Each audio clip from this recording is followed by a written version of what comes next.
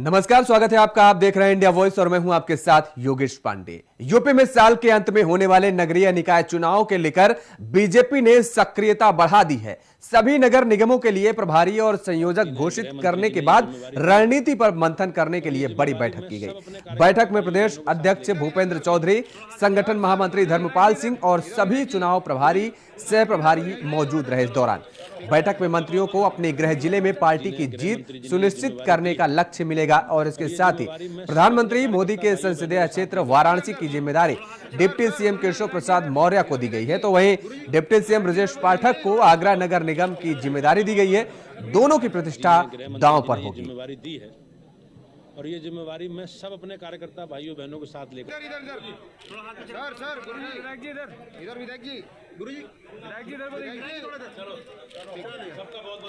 OBC और ABC मुद्दे को लेकर उच्च न्यायालय द्वारा नगर निकाय चुनाव पर रोक लगाने पर मुख्यमंत्री नीतीश कुमार ने आश्चर्य जताया है। उन्होंने कहा है कि मुझे भी समझ नहीं आ रहा है कि यह क्या हो रहा है। ओबीसी ईबीसी 1978 से है और 2006 में हम लोगों ने यहां इसे लागू किया है। इसमें सभी दलों की सलाह ली गई। अब जो लोग ऐसा कह रहे हैं, क्या वह पिछड़ों के खिलाफ हैं? मुझे तो समझ नहीं आ रहा। वहीं बिहार के मुख्यमंत्री नीतीश कुमार ने कहा कि प्रशांत किशोर को हमने मिलने के लिए नहीं बुलाया था, वह खुद ही आए थे।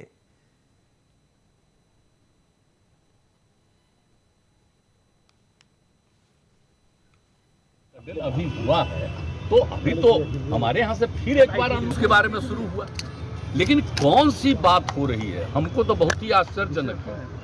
आप जान लीजिए कि बिहार का जो हुआ है ओबीसी और ईबीसी, ये आज का नहीं, याद रखिए 1978 का है।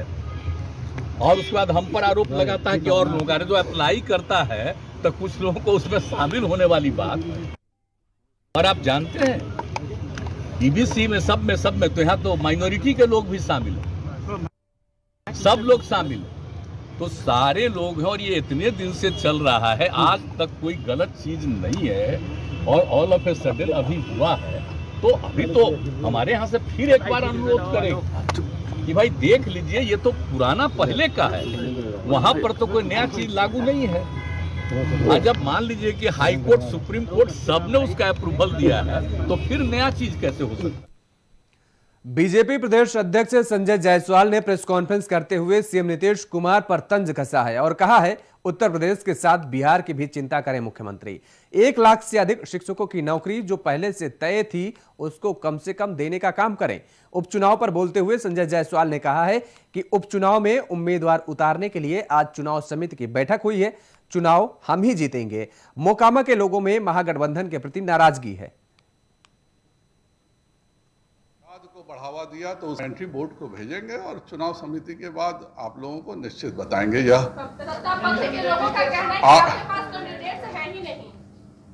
हम चुनाव निश्चित तौर पर जीतेंगे। मैं खुद मोकामा गया हूं। मोकामा में अगर किसी ने अपराध को बढ़ावा दिया तो उस व्यक्ति का नाम उस समय के मोकामा के सांसद, बाढ़ के सांसद नीतीश कुमार जी हैं, जिन्होंने मोकामा में उस समय जनता दल पूर्व मंत्री और बाहुबली विधायक कार्तिक सिंह दशहरे के दिन मोकामा में घूमते पाए गए थे। उस दिन की एक तस्वीर भी सामने आई है, जिसके बाद प्रशासन पर बड़ा सवाल उठने लगा है। दरअसल जानकारी के मुताबिक पूर्व विधायक अपनी पत्नी नीलम देवी के साथ उनके काफिले में शामिल थे। बताया जा रहा है कि वे मंदिर में दर्शन करने गए थे।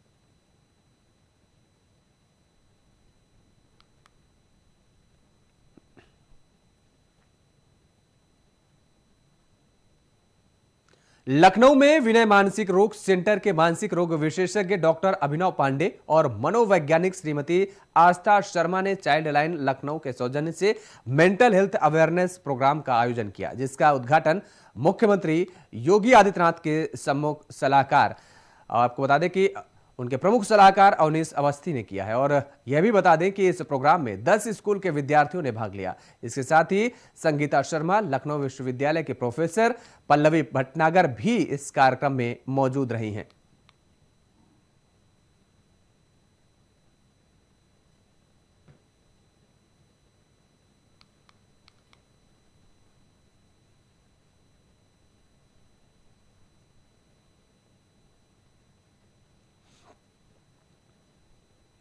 उधर छत्तीसगढ़ सरकार 10वीं और 12वीं में बोर्ड परीक्षा के अच्छे परिणाम पाने पर छात्र छात्राओं को शनिवार को हेलीकॉप्टर की सैर कराएगी। इसकी घोषणा मुख्यमंत्री भूपेश बघेल ने की थी। छत्तीसगढ़ माध्यमिक शिक्षा मंडल के शीर्ष 2022 की वार्षिक परीक्षा में कक्षा 10वीं के 90 और कक्षा 12वीं के 35 विद्यार्थियों ने प्रवीण सूची में स्थान हासिल किया है। स्वामी आत्मानंद मेधावी छात्र प्रोत्साहन योजना के अंतर्गत प्रतिभा सम्मान समारोह वर्ष 2022 का आयोजन पुलिस ग्राउंड में किया जा रहा है।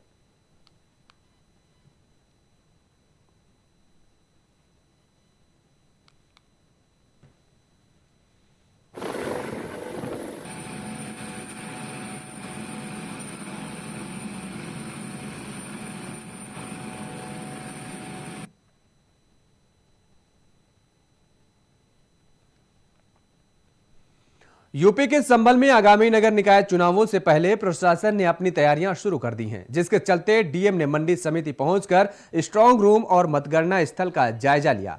वहीं डीएम ने धान खरीद केंद्रों का मुआयना करने के साथ ही व्यवस्थाओं को जल्द दुरुस्त करने के निर्देश भी अधिकारियों को दिए हैं।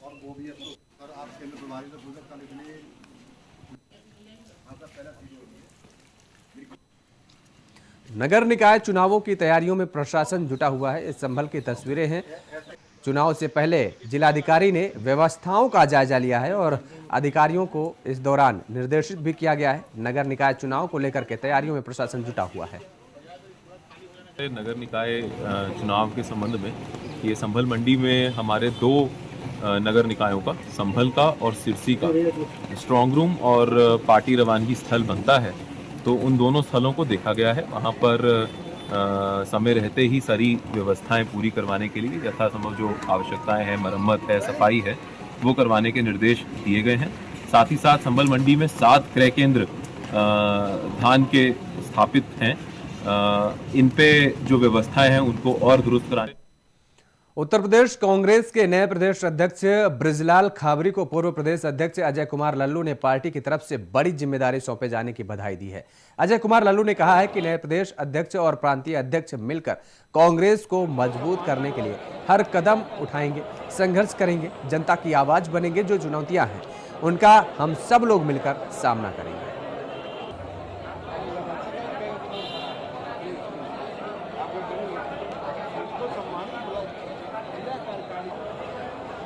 बृजलाल खाबरी ने अपनी नई जिम्मेदारी संभाल ली है। उत्तर प्रदेश कांग्रेस के नए प्रदेश अध्यक्ष खाबरी बने हैं और इस दौरान पूर्व प्रदेश अध्यक्ष अजय कुमार लल्लू ने बृजलाल खाबरी को बधाई दी है और उन्होंने उम्मीद जताई है कि कांग्रेस को उत्तर प्रदेश में और मजबूत करने का काम करेंगे। इसके साथ ही अजय कुमार लल्लू ने कहा है कि उनसे कंधा से कंधा मिलाकर उनके साथ काम किया जाएगा और कांग्रेस को उत्तर प्रदेश में मजबूत किया जाएगा।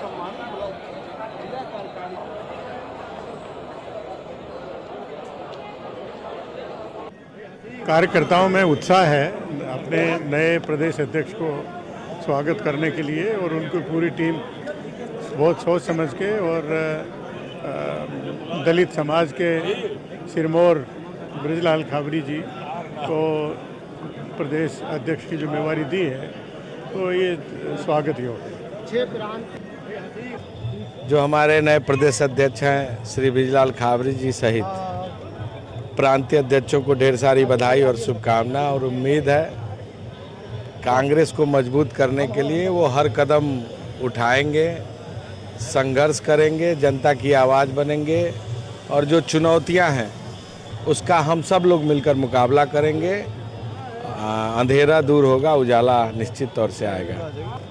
जो आज कांग्रेस प्रदेश कार्यालय पर नए प्रदेश अध्यक्ष के लिए तमाम जो 6 प्रांतीय अध्यक्ष बनाए गए हैं वो यहाँ पर पहुँचे हैं। साथ ही आपको दिखाना चाहेंगे प्रदेश कार्यालय जो है कांग्रेस का, जो तमाम कार्यकर्ता है प्रदेश भर से वो पहुँचे हैं। साथ ही स्टेज बनाया गया है जहाँ पर जो नए प्रदेश अध्यक्ष हैं बृजलाल खाबरी वो पहुँचेंगे और साथ ही अपना पदभार संभालेंगे। इससे पहले कांग्रेस के पूर्व प्रदेश अध्यक्ष अजय कुमार लल्लू थे वो पहुँचे थे और साथ ही प्रदेश प्रभारी पुयल पुनिया थे वो पहुँचे। तमाम जो बड़े चेहरे रहे हैं वो कांग्रेस के प्रदेश कार्यालय पहुंच चुके। कहीं ना कहीं कांग्रेस को एक मजबूती देने के लिए ये 6 प्रांतीय अध्यक्ष बनाए गए और एक तब्दीली की गई प्रदेश अध्यक्ष में। कहीं ना कहीं कयास लाया जा रहा। अब जो कांग्रेस अपनी ज़मीनी हकीकत है वो तलाश कर रही है और राहुल गांधी भी लगातार जो भाड़ो जोड़ो यात्रा निकाल रहे हैं उसका भी असर देखने को मिल रहा है। तो साफ तौर पर जो यहाँ पर पूरा जमावड़ा लगा है, तमाम जो दल के लोग हैं, कांग्रेस के चाहे वाहिनी के हों चाहे युवा वाहिनी को हो या दल है जो वो पहुँचे हैं यहाँ पर अपनी अपनी भूमिका निभाने के लिए। कहीं ना कहीं लगातार जो कांग्रेस प्रयासरत है 2024 के चुनाव के लिए,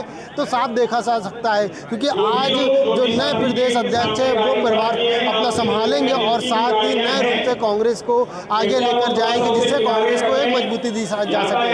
इंडिया वॉइस से मैं विवेक कश्यप, लखनऊ। और उधर बिहार के बगहा में 9 महीनों में 9 लोगों की जान लेने वाले बाघ को शूटर्स ने ढेर कर दिया है। उसकी 26 दिन से तलाश की जा रही थी। शनिवार को उसे गोवर्धन थाना इलाके के बलुआ गांव के खेत में घेरा गया। इसके बाद शूटर्स ने उससे 4 गोलियां मारी।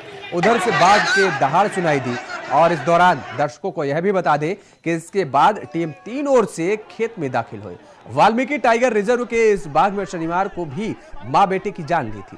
बीते 3 दिनों में इस बाघ के हमले में 4 लोगों की मौत हो गई है।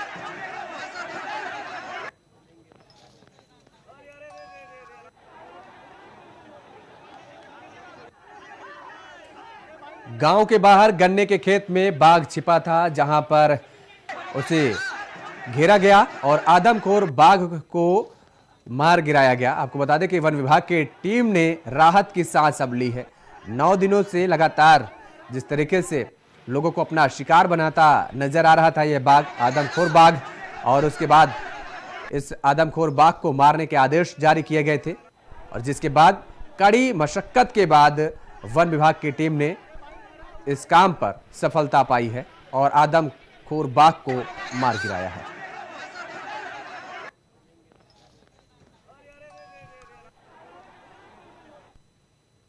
कहीं मत जाइएगा, फिलहाल रुकते हैं एक छोटे से ब्रेक के लिए। ब्रेक के बाद फौरन हाजिर होते हैं। ब्रेक के बाद एक बार फिर आप सभी का स्वागत है और खबरों में आगे बढ़ेंगे। भारी तलाश में स्कॉट कंपनी के नक्सली स्पेयर पार्ट्स बरामदगी। यूपी के संभल में tractor company Escorts India limited के पैनल ने एक दुकान पर छापामारी कर भारी तादाद में नकली स्पेयर पार्ट्स बरामद किए हैं। भारी पुलिस बल की मौजूदगी में छापामार कार्रवाई से हड़कंप मच गया। वहीं दिल्ली के साकेत कोर्ट के आदेश पर चलाए गए अभियान के दौरान दुकानदार समर्थकों ने छापे का भारी विरोध किया। वहीं बरामद सामान को थाने ले जाया गया है।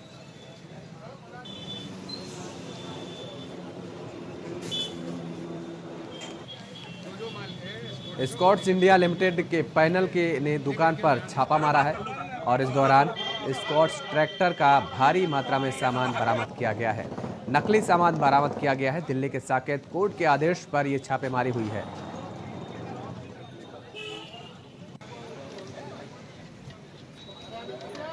ये स्कॉट कंपनी है, स्कॉट कुबूतर लिमिटेड, जो कि ट्रैक्टर बनाती है, ट्रैक्टर के पार्ट्स बनाती है, क्रेन बनाती है, लोडर बनाती है, इस तरीके के सारे प्रोडक्ट्स बनाती है। हैवी इंडस्ट्रियल प्रोडक्ट जो भी होते हैं वो सारे बनाती है जी। ये बनाने के बाद जो है अलग अलग जगहों पे बिकता है और बड़े बड़े टेंडर दिए जाते हैं। कई हजार करोड़ रुपए की कंपनी का टर्नओवर है जी, जिसकी डुप्लीकेसी अलग अलग जगहों पे बहुत ज़्यादा मात्रा में हो रही है। ये कंपनी के किसी भी प्रतिनिधि द्वारा, वकीलों द्वारा अपनी मनमानी करके कंपनी के एस्कॉर्ट कंपनी के सामान को दुकान से बाहर निकाला गया बिना किसी कंपनी की अधिकारी की सूचना के। और जिस तरह से इनका कहना है कि कंपनी यूपी के अमेठी में 4 महीनों से वेतन न मिलने से नाराज आशा बहुओं ने सीएससी अधीक्षक को कमरे में बंद कर ताला जड़ दिया। आशा बहुओं का कहना है कि पिछले 4 महीनों से उन्हें नहीं मिला है, जिस कारण उन्हें काफी परेशानियों का सामना करना पड़ रहा है। यही नहीं, उन्हें अपने परिवार का भरण पोषण करने में भी काफी परेशानियों का सामना करना पड़ रहा है, जिसके चलते आशा बहुओं ने एकजुट होकर प्रदर्शन किया।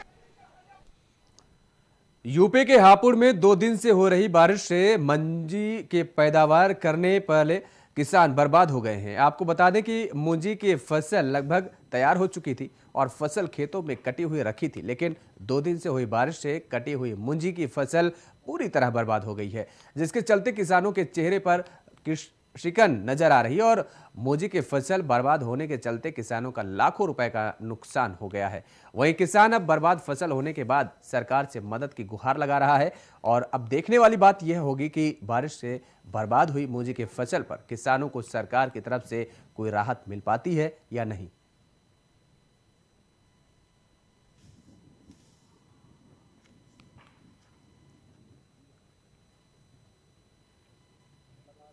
हमें कम से कम 2.5 लाख रुपए का नुकसान होएगा। अच्छा, आपकी मूंजी कटी हुई थी? हाँ, कटी हुई है, बस झाड़ रही पब्लिक और बेचारे वे भी चले गए, सारे मजदूरों झाड़ रहे हैं। अब आप प्रशासन से क्या गुहार लगाएंगे? अब गुहार वही हुई है, जैसा पब्लिक का नुकसान हुआ तो मदद करे सरकार हमारी। मेरा ये पूरा खेत बर्बाद हो गया, बारिश के कारण सारी फसल डूब गई और जो है बहुत नुकसान हुआ है। शादी है घर में और उसके लिए जो है तैयारी चल रही है। हम तो कटवा के खेत को और जो है मतलब इसमें क्या हमारी फसल आएगी, लाखों रुपए का मेरा नुकसान अकेले का हो गया। इसमें क्या नाम है, पूरी डूबी पड़ी है सारी फसल और सब बर्बाद हो गई जी बिल्कुल मेरा। और बारिश घनी होने से किसानों का बहुत भारी नुकसान हुआ है जी, और मैं सरकार से इनकी मदद की उम्मीद करता हूँ, इनकी घनी से घनी मदद हो जाए और मैं भी सरकार से जाऊंगा, अनुरोध करूंगा, उनके पास जाऊंगा इनकी मदद के लिए। और बारिश घनी होने से प्रधानमंत्री फसल बीमा योजना संचालित है, जिसमें खरीफ में इस बार 1331 किसानों ने बीमा कराया है। तो जनपद में अखबार के माध्यम से और दूसरे साधनों से प्रचार प्रसार किया गया है कि जिस किसान भाई का भी कोई क्षति होती है बारिश की वजह से, वो उप कृषि निदेशक कार्यालय, जिला कृषि अधिकारी, जिला उद्यान अधिकारी या जो एग्रीकल्चर इंश्योरेंस कंपनी के जिला समन्वयक हैं उनको सीधे बता सकते हैं, टोल फ्री नंबर पर दे सकते हैं। और उसके बाद सर्वे के बाद अमरोहा के हसनपुर में वृद्ध महिला से दुष्कर्म मामले में अदालत ने दोषी को 7 साल की सजा सुनाई है। वहीं पुलिस ने कस्टडी में लेकर आरोपी को जेल भेज दिया है।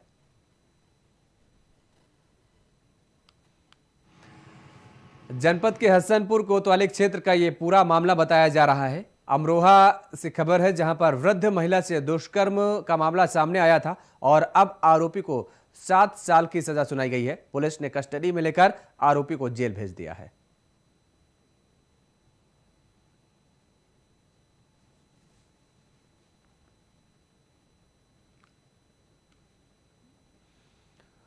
उधर यूपी के हापुड़ डीएम मेधा रूपम ने सोशल मीडिया पर आपको बता दें कि जिस तरीके से जरिए जनपद से किसानों ने खेतों में पराली न जलाने की अपील की है। डीएम मेधा रूपम ने वीडियो के जरिए एक संदेश जारी कर जनपद के किसानों से खेतों के अंदर पराली न जलाने की अपील करते हुए पराली को जनपद की गौशालाओं में दान करने के लिए कहा है, ताकि गायों के लिए भूसे की व्यवस्था करने में मदद मिल सके। और इसके साथ ही डीएम ने जनपद की जनता से अपने शहर व कस्बे के स्वच्छ रखने की भी अपील की है।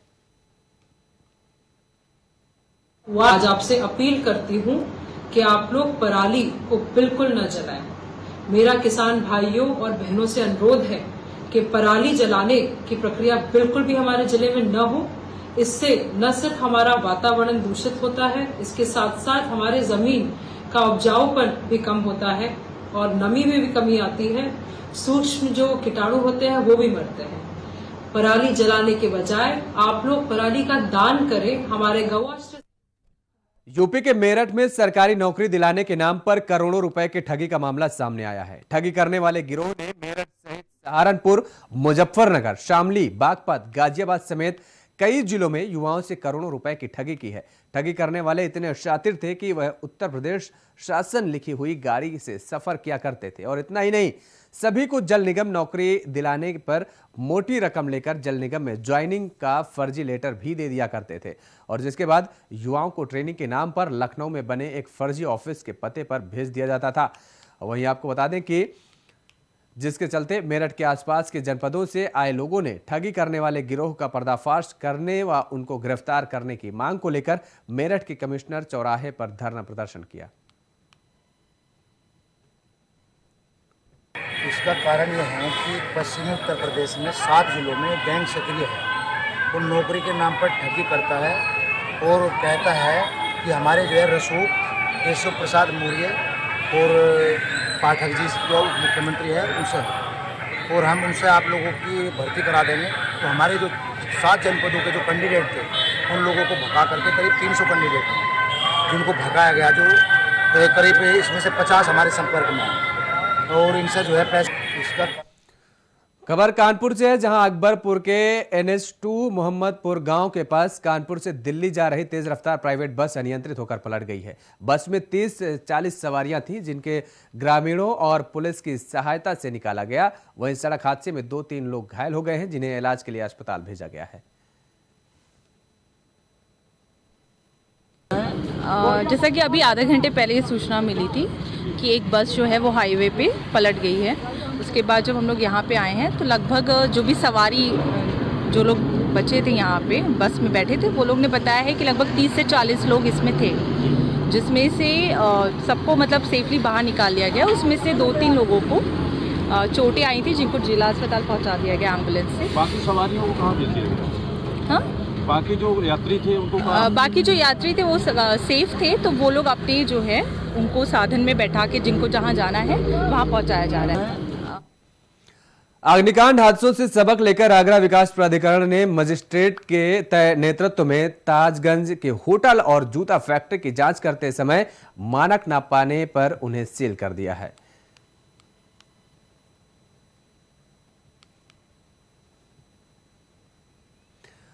महंगाई के मोर्चे पर आम आदमी को फिर बड़ा झटका लगा है। सीएनजी के दामों में बढ़ोतरी हुई है। दिल्ली, एनसीआर, मुजफ्फरनगर और कानपुर में 3 रुपए प्रति किलो सीएनजी महंगी हो गई है। वहीं जनता पर एक बार फिर से महंगाई की मार पड़ी है।